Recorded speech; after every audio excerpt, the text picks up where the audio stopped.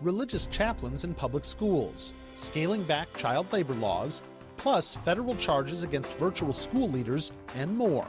From the television studios at WFYI, it's Indiana Week in Review for the week ending January 26th, 2024.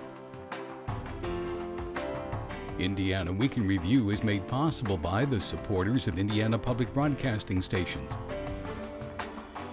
This week, Republicans on a Senate committee advanced legislation that would allow public schools to hire chaplains to speak with students and staff members during school hours. Indiana Public Broadcasting's Kirsten Adair reports Democratic lawmakers expressed concern Wednesday that the role and abilities of chaplains in public schools are not clearly defined in the bill. Senator Stacey Donato, the bill's author, says chaplains could help with Indiana's school counselor shortage by providing secular guidance. She says many chaplains would work as volunteers in schools. The bill says chaplains could only provide religious guidance to students with parental permission unless a student seeks out that guidance themselves. Senator Shelley Yoder says the bill needs more guardrails that would alert parents when their children speak to chaplains. She also says the line between secular and religious counsel should be more clearly defined. Senator J.D. Ford also voted against the bill. I just have some strong concerns with the bill. Last session, we were all about parental notification. This session, we're just kind of, The bill is supported by the Indiana School Counselors Association and several other school associations. Should chaplains serve as counselors in public schools? It's the first question for our Indiana Week in Review panel. Democrat Ann DeLaney. Republican Jennifer Hallowell. John Schwantes, host of Indiana Lawmakers, and Niki Kelly, editor-in-chief of the Indiana Capital Chronicle. I'm Indiana Public Broadcasting State House Bureau Chief Brandon Smith. Jennifer Hallowell, we know Indiana has a school counselor shortage, as do many states. Is this a reasonable solution? Absolutely, I think it is. I think we've got to explore and be open to, any option that makes sense. And in this case, chaplains are already accustomed to listening and counseling and providing support. The legislation would require they have a master's degree, they have multiple years of experience in counseling.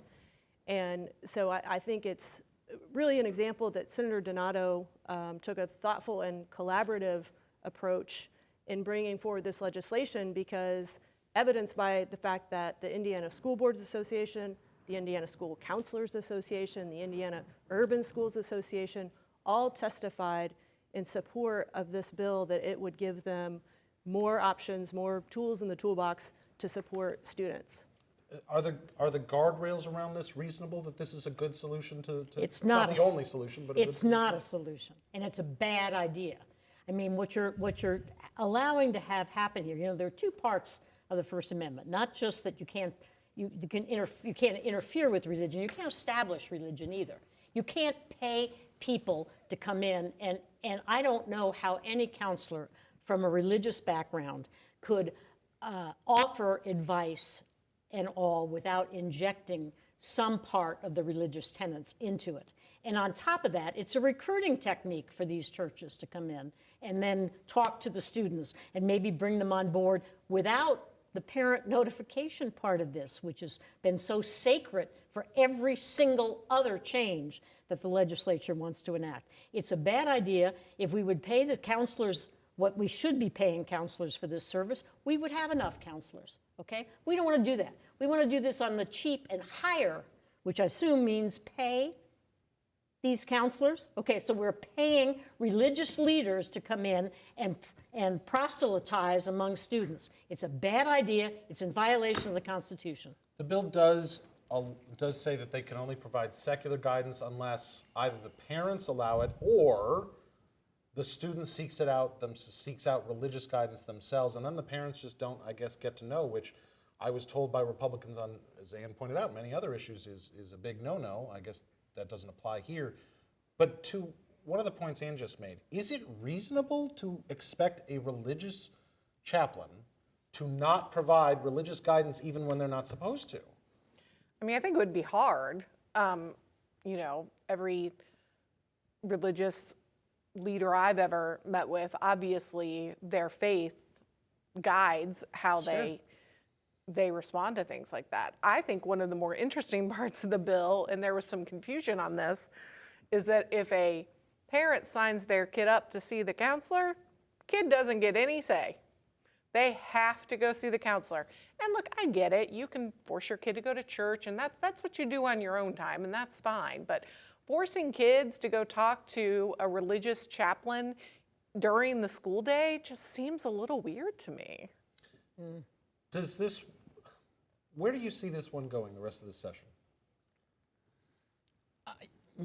I don't know. I would think that leadership isn't keen on this. I mean, it does run afoul of what they talked about at the beginning of the session, which is we're going to get in, we're going to get out, we're not going to deal with, we'll deal with third grade reading and literacy, we'll deal with maybe a little bit of chronic absenteeism, but not wading into this issue. It seems to me that this is an invitation to litigation from here to eternity.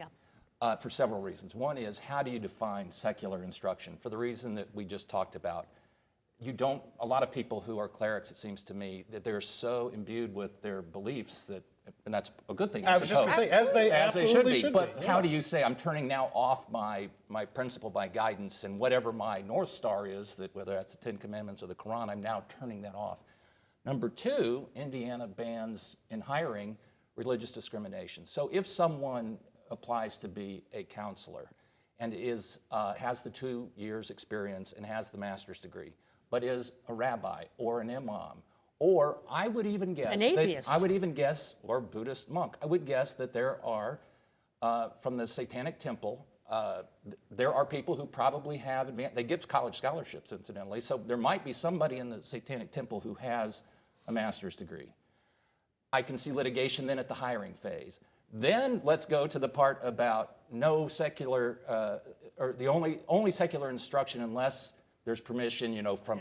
So I'll say I'm an employee or a student, and I say, I want this. Presumably, it's going to happen in school or in a school setting by an employee now of the school district, which seems to violate the Indiana Constitution, Article 1, Section 6, which says explicitly that no funds from the Treasury can go to enhance or advance at any religious institution, which by definition, if you were representing a certain religion, it seems to me that's pretty clear cut. Of course, I would have thought the same thing about the voucher bill, but so what do I know? They got around that on the voucher ones, but I don't know how you would get around it. So that's my, good for lawyers. It's a bad idea. All right, now time for viewer feedback. Each week we pose an unscientific online poll question, and this week's question is, should religious chaplains be allowed to serve as counselors in public schools? A yes or B no. Last week we asked you who will win the 2024 race for Indiana Attorney General. 22% of you say Republican incumbent Todd Rokita. 78% say it will be a Democratic candidate. Who that is, we won't know potentially until June. If you'd like to take part in the poll, go to WFYI.org/IWIR and look for the poll. Well, House lawmakers are considering legislation that would scale back certain child labor exemptions. Indiana Public Broadcasting's Violet Cumber-Weiland reports the bill would allow youth workers to work during extended time periods. The bill would provide exemptions from certain hour and time restrictions for 14 to 18-year-olds throughout the state. Representative Kendall Culp is the author of this bill. He says it would make state regulations more similar to federal regulations and allow youth workers more opportunity. This bill quite simply just brings state regulations in line with federal regulations, not to exceed, but the same. So currently, by being more stringent, we are telling our youth that it's okay to work less than what the federal requirements are. Other proponents of the bill say it would benefit non-traditional school children, including those who are Amish or homeschooled, to work on an extended schedule. Opponents of the bill say it could place minors in more hazardous situations and would remove child labor protections that took decades to put into place. Ann DeLaney, we're aligning state and federal law. What is the issue there?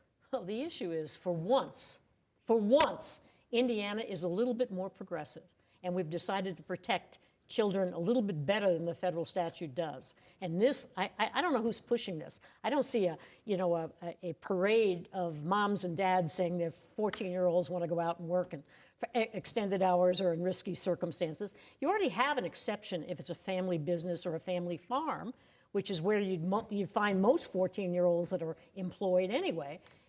I think this is not a good idea. We've, for years and decades, in fact, we've provided these protections, and it's worked pretty well. So does some employer out there want to be able to hire somebody for less than $8 an hour and make a killing. That must be where this is coming from, but it's not a good idea. There's obviously been so much talk at the State House for years now about aligning the education system a little bit better with the workforce pipeline.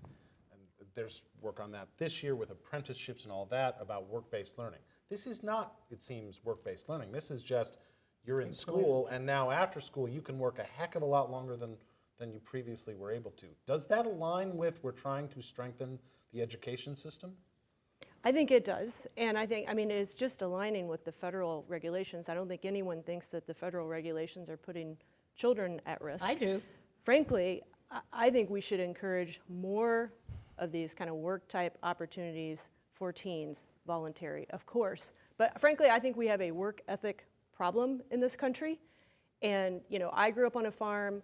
My brother would get up at 5 a.m. and go work on a neighbor's farm milking cows before going to school, then coming back and working both farms.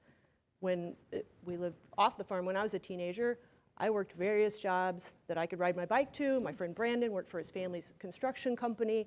And all of those things help prepare you for the real world. And I think we need more of that. The lessons, whether it's 14, 15, 16, 17, the lessons that you learn, personal responsibility, time management, priorities, the value of a dollar, how to treat people, all of that stuff, soft skills that is absolutely that important. we need more young people to learn. And if this is just one step that helps encourage that, they can do that from I'm all 16 for it. on up. They don't have to do it at 14.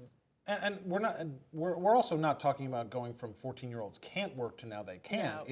They can already work, now that they can work a lot longer. Hours. But soft skills is absolutely something that employers are still saying is a problem. And we saw it really coming out of the last recession, which is all of the jobs that young people could typically work were being taken by people who were put out of work, adults who were put out of work. And so now these kids couldn't find jobs, and those soft skills that you just inherently learn by working a job, they just didn't have access to. And it's still kind of been a problem even to today. Is this the way to get it done, by saying, not you can work, but, well, longer hours. You know that homework you need to do? Never mind, you got to go work 8 hours. I don't know that, and I should be careful because I don't know what motivated this particular piece of legislation, but I doubt that the acquisition of soft skills is what's at the core of this. There have to be other issues. I don't know. I haven't heard the hue and cry over this issue. Now, maybe I'm detached, but one does wonder what prompts this. If the state were to adopt the federal standards, would kids be sent into coal mines? No, I don't think there's any huge harm here, but it just seems in a session where, again, we talk about wanting to do nothing but get out of Dodge.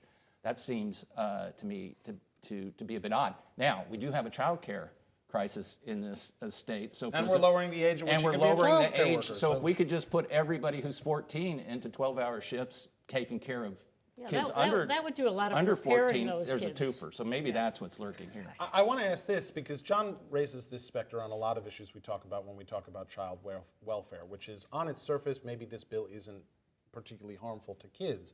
But if this bill becomes law and there's one a kid who's coming home late from a job and gets into an accident because they were tired, that they wouldn't necessarily have gotten into, is that where the lawmakers are going to have a problem here with the potential impact of this?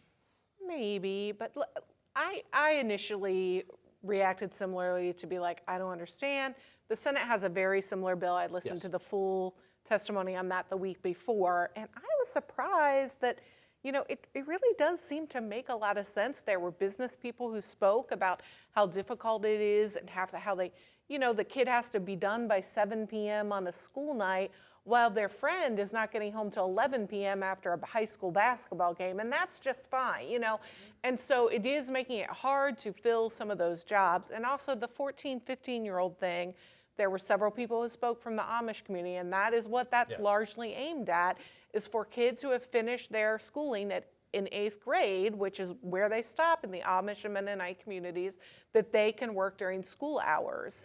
And so it's, at least for me, listening to the full debate made it seem far less onerous or concerning than just reading the digest of the bill. But if you were worried about the Amish and the Mennonites, you could make the exception and say if they're finished their schooling because of their religion, they can go ahead and work. You don't have to make it as broad as that. bill is written. Yeah, I think Well, so. but it's not But limited you're to saying that. broader, it's, Yeah. you- All right. Administrators from troubled virtual schools were arrested this week for an alleged scheme to defraud the Indiana Department of Education.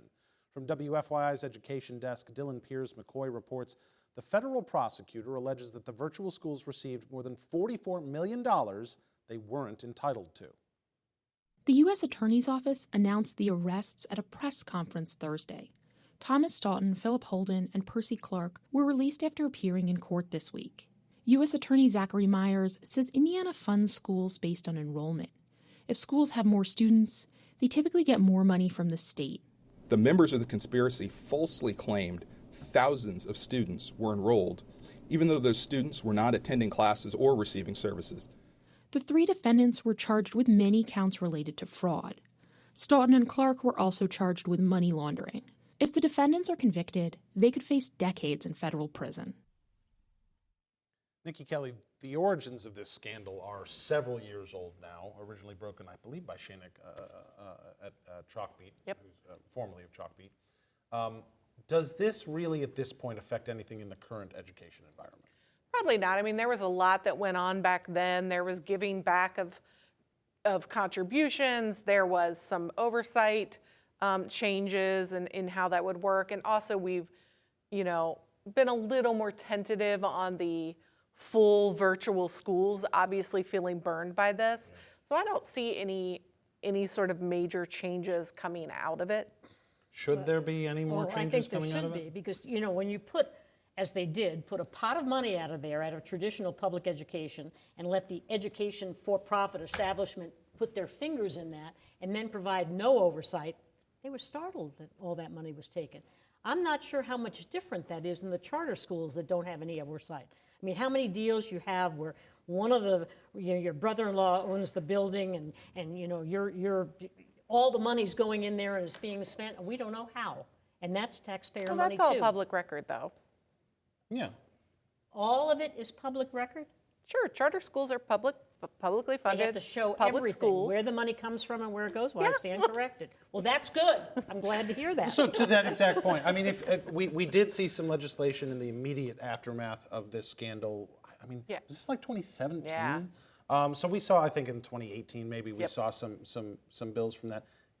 Are we at a state now where something like this isn't really possible again? I think that's right. I think they've strengthened all of the kind of looks into that and oversight so that this is prevented from this point forward. And it would be terrible to have one really, really bad actor ruin the good work of a lot of other folks.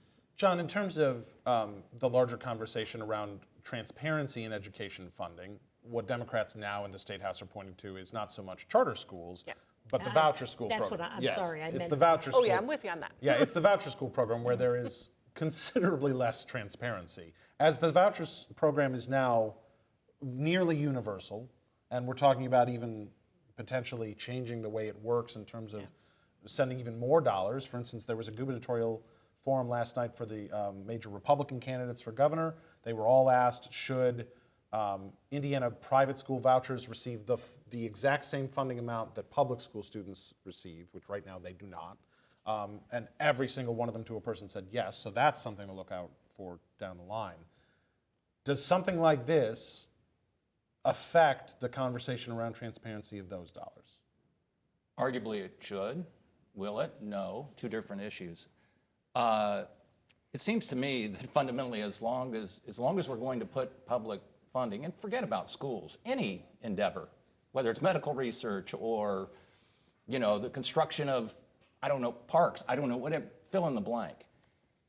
If a private entity is doing something with its funds or with contributors' funds, private contributions, and they want to do everything behind closed doors, more power to them.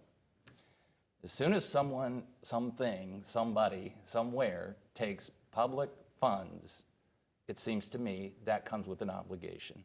And the obligation is that you need to follow the same sorts of disclosure requirements and adopt and celebrate the same level of transparency that anybody else would. Otherwise, it makes no sense. Well, yeah. All right. While Indiana's voter registration and participation numbers have improved in the last couple of statewide election cycles, the state continues to fall further behind the rest of the country. That's from the latest edition of the Indiana Civic Health Index, an effort of the Indiana Bar Foundation and the Indiana Civics Coalition. The percentage of Hoosiers who were registered and voted improved between the last two presidential election years, 2016 to 2020, and voter registrations went up between the last two midterms, 2018 to 2022. But compared to other states, Indiana got worse. Its voter turnout in 2020 was 46th in the country, and in 2022, Indiana was dead last.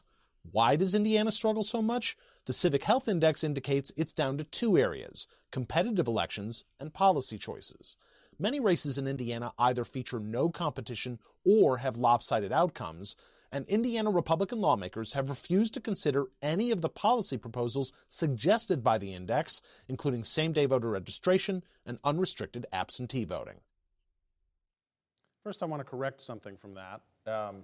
The data in the report says that in 2022, our voter turnout number, we were 50th in the country.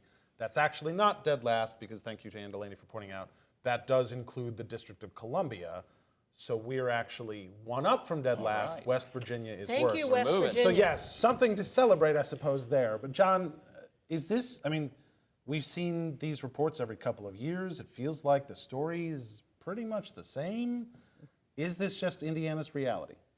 I sure hope not. I mean, it's sad. And I feel like so many of the things we've discussed today sort of set the stage for this. In many cases, a healthy dose of civics understanding and engagement early in the process would do wonders for our state, it seems to me. And it's important, and it is important to point out, and because this wasn't in the broadcast version of my story, but I did point out the fact that the report lauds lawmakers for making Indiana a leader in civics education. Right. And we're going to have a civics B or whatever. We're going to have the statewide civics B. There are a lot of good things happening, but that requirement only started relatively recently. Right. So you won't see the payoff from that. But the big beef here is that people feel it doesn't matter that they get off the couch and vote because it wouldn't matter anyway. And I presume that one of the reasons for that is a lack of contested races. And we are one of the, fifth most gerrymandered states in the country. And whether you say it's for political advantage or this or that, if the result is you have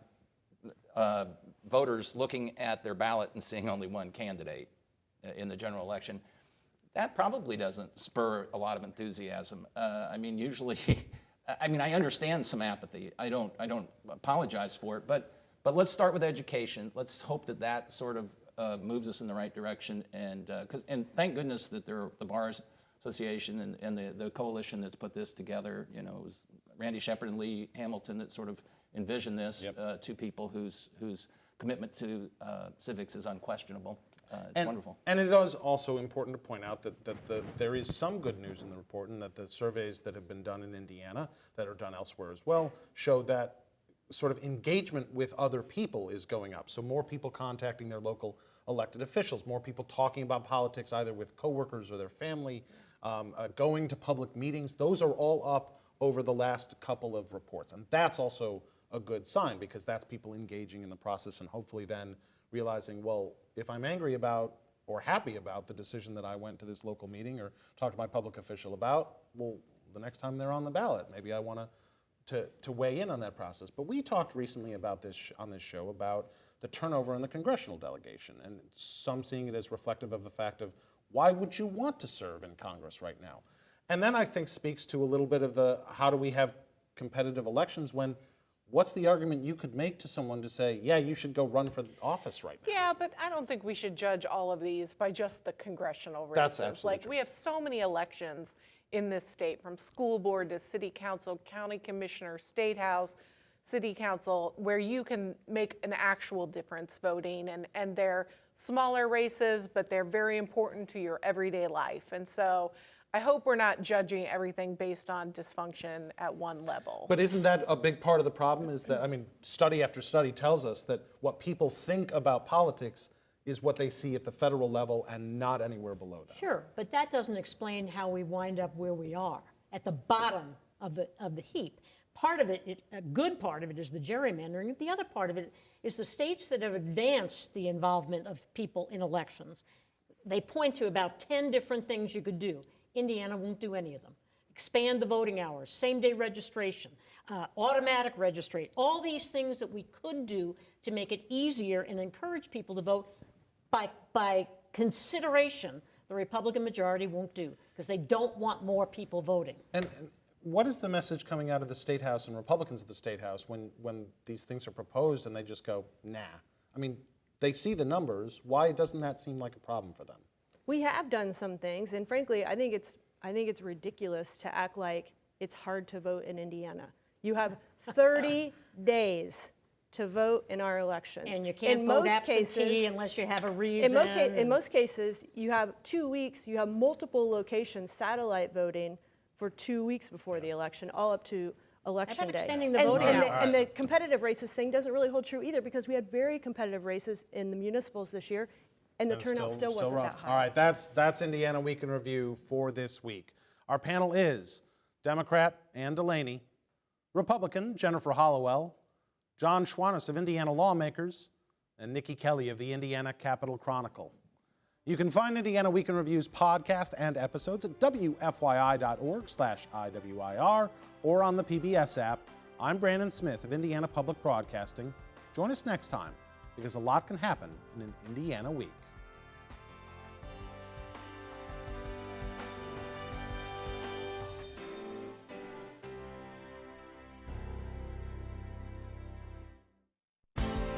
The opinions expressed are solely those of the panelists.